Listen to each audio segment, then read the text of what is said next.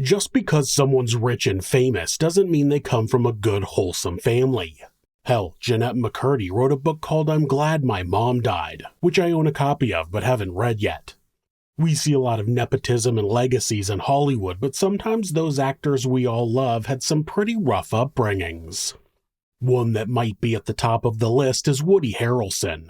He's well known for his roles in Natural Born Killers and True Detective, and some of his acting may be inspired by his actual life. See, Woody's father wasn't an actor or a producer like some other Hollywood stars. No, he was a hitman. This is Monsters.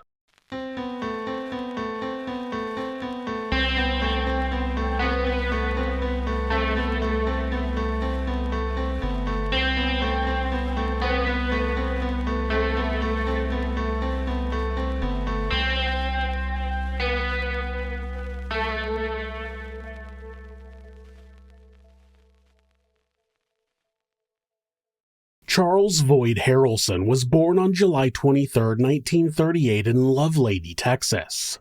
His journey toward infamy began quietly enough, a stint as a Navy sonar operator followed by mundane jobs selling encyclopedias and fixing dental equipment. Beneath his ordinary facade lurked extraordinary talents. Rangers who crossed his path remembered a peculiar combination. A con man's silver tongue wrapped in disarming charm. His fingers danced across playing cards with hypnotic precision, hinting at a mind that calculated every move. Cards became his gateway to darker pursuits. Fellow gamblers whispered about his supernatural control over a deck, watching in awe as he manipulated cards at will. In 1960, Charles had his first serious brush with the law, an armed robbery conviction in California. He was married to his second wife at the time, Diane Lou Oswald, and they had 3 sons together, Woodrow, Brett, and Jordan. Charles and Diane divorced in 1964, and Charles disappeared in the years after. Diane would go on to raise the 3 sons on her own in Ohio. When the small-time hustler vanished, he was replaced by a calculating assassin who would later admit to multiple contract killings. His first major target was a Houston-based carpet salesman named Alan Berg. Court records show that it was alleged that a rival carpet seller named Frank DeMaria had hired Charles to kill Alan. After the murder, Charles fled to Missouri, where he was later apprehended. Sandra Sue Attaway was a girlfriend of Charles's who testified against him. She claimed that she helped lure Alan to a bar. When he showed up, Charles forced him into a car at gunpoint and shot him in the head. Alan's remains were found in a ditch 6 months later. The next morning, a picture of a police officer holding Alan's skull was published on the front page of the newspaper. Charles jumped bail before his trial concluded, but was apprehended again in Atlanta, Georgia on November 20, 1968. Charles was represented by Percy Foreman, who was well known for representing James Earl Ray, the man who assassinated Martin Luther King Jr. Though he was acquitted, the killing established his reputation. Sam DeGalia Jr., a grain dealer with 4 children at home, never saw the betrayal coming. In McAllen, Texas in 1968, Charles agreed to end his life for a mere $2,000. Behind the killing lay a twisted insurance scheme masterminded by Sam's own business partner, Pete Scamardo. Quote, "Isn't it hell when your buddy kills you to collect the insurance?" Charles remarked afterward, words that would echo through his trial. Charles's first trial ended in a mistrial, but his accomplice Pete Scamardo was convicted. The judge handed Pete 7 years of probation for his role as accomplice. At the retrial, Charles was found guilty and sentenced to 15 years in prison. While Charles was being led out of the courtroom, it's alleged that one of the jurors was overheard whispering something to the convicted. Supposedly, he said, quote, "I'm sorry, that's the best I could do." It's believed by many that Charles had connections to a number of powerful people. Money flowed freely to his cell, and guards bent rules for the right price. The Texas Department of Corrections released Charles in 1976 after having served 5 years, but he was transferred to the federal prison in Leavenworth to finish out a separate conviction for weapons charges. Charles was released in 1978, yet he wasn't finished killing for money. Dawn broke cold over San Antonio on May 29, 1979. U.S. District Judge John H. Wood Jr. stepped outside his townhouse for the last time. The shot that killed Maximum John, a nickname he had gained for his harsh drug sentences, came from a hired gun paid $250,000 by drug lord Jimmy Chagra.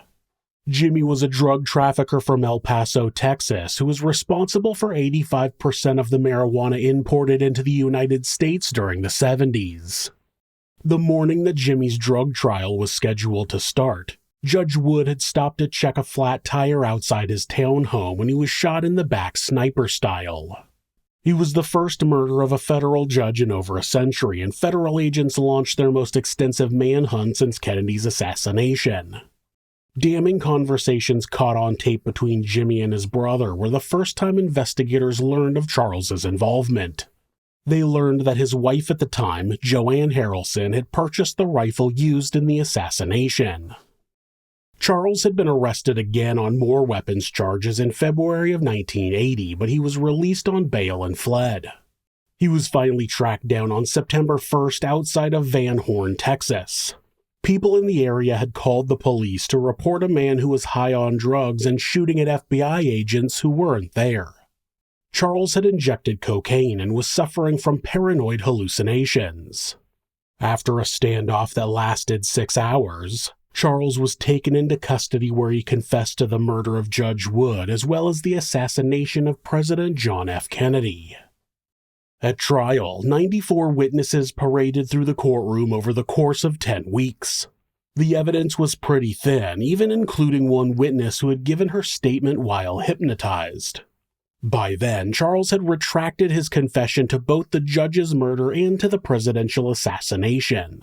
He said that his statements were made during his drug-fueled frenzy. Many say the murder of Judge Wood didn't fit his M.O.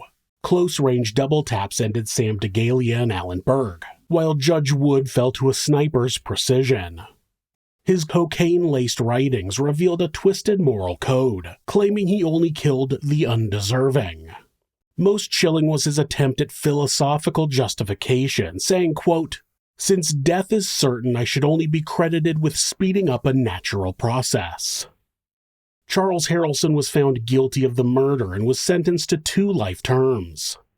Jimmy Chagra was acquitted, but his brother was sentenced to 10 years as part of a plea deal to testify against Charles. Charles's wife Joanne was sentenced to a total of 25 years for various charges including conspiracy and perjury. Even with Charles locked up, his claim to have been involved in the assassination of President Kennedy continued to intrigue people everywhere. It was theorized that he could have been one of the 3 tramps. They were 3 figures photographed under police escort near the Texas School Book Depository who had sparked decades of speculation and countless conspiracy theories. Truth emerged from dusty archives in 1992. Journalist Mary LaFontaine unearthed arrest records that shattered the mystery. The tramps, who were Gus W. Abrams, Harold Doyle, and John F. Gedney, were exactly what they appeared. Drifters caught in history's crossfire released 4 days after their detention. Federal investigators left no stone unturned. The Rockefeller Commission probed alleged CIA connections while forensic experts meticulously compared facial features of the tramps to known suspects, including Charles. Yet questions lingered. Charles's son, famous actor Woody Harrelson, raised eyebrows during a Barbara Walters interview suggesting his father's CIA connections. Charles himself stoked the flames in 1982, telling Dallas station KDFW-TV that believing in Oswald's alone guilt was very naive. The truth, like so much of Charles's life, remained shrouded in mystery. Freedom beckoned Charles one last time from behind Atlanta Federal Penitentiary's stone walls. Independence Day 1995 seemed fitting for his final escape attempt. With inmates Gary Settle and Michael Rivers, he fashioned a crude rope and reached for liberty. Tower guards shattered their dreams with a single warning shot, forcing their surrender. Concrete and steel became Charles's new reality at ADX Florence, Colorado's fortress of isolation. There, America's most notorious shared his fate. The Unabomber Ted Kaczynski plotted in a nearby cell, while Oklahoma City bomber Terry Nichols and Olympic Park bomber Eric Rudolph lived out their sentences in perpetual lockdown. On March 15, 2007, guards discovered Charles dead in his cell.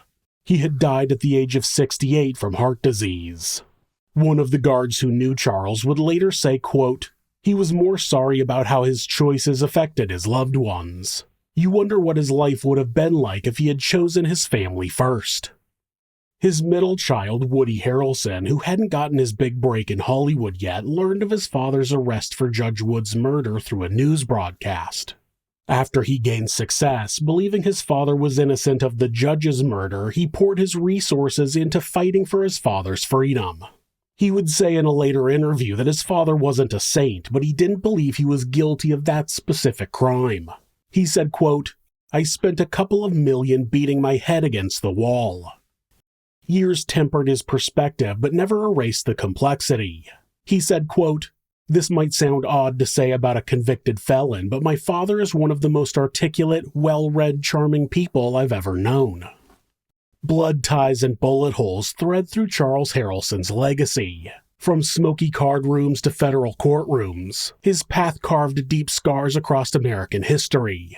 The charming hustler who mastered playing cards transformed into a calculating assassin, leaving echoes that would resound through Hollywood's golden halls. Steel bars at ADX Florence contained his violence but couldn't cage his story.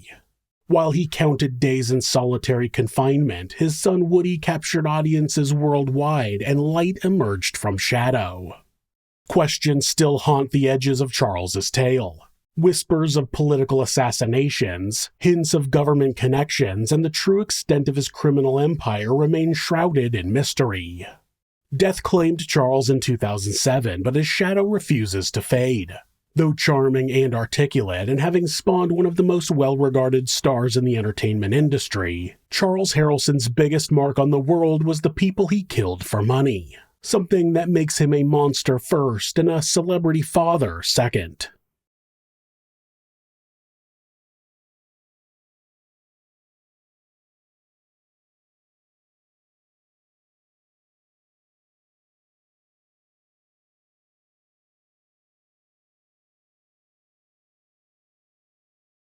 If you're a fan of true crime, hit subscribe and turn on notifications so you don't miss an episode. You can also hit like or leave us a comment. You can check out our other show, Somewhere Sinister, on YouTube or anywhere that you listen to podcasts. If you'd like to support the show, check out our merchandise at thisismonsters.com. The link is in the description. Thanks again, and be safe.